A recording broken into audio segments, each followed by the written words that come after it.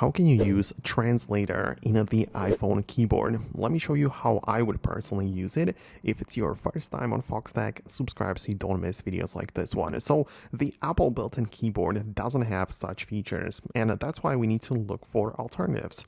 Luckily, there is a very good one called the Gboard by Google, so you can get it as an app from the App Store.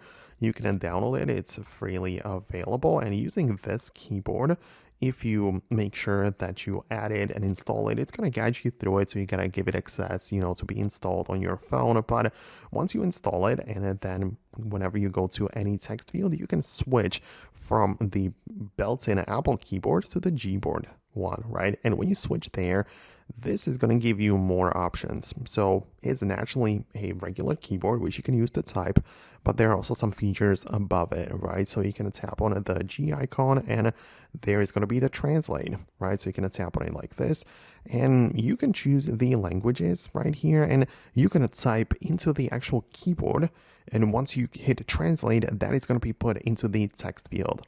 So this is especially useful if you're texting someone in a different language, because you can type in the answer in your own language, choose the translated one that you want to translate to, click on the button, and it's going to paste the text into the text field. So this saves you the time of leaving the app, going into a translator, and getting the text.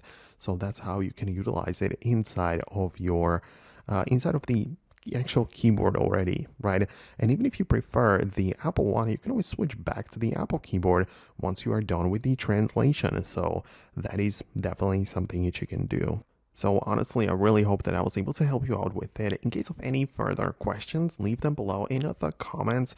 For now, that's gonna be about it, and I'll see you later in the future uploads.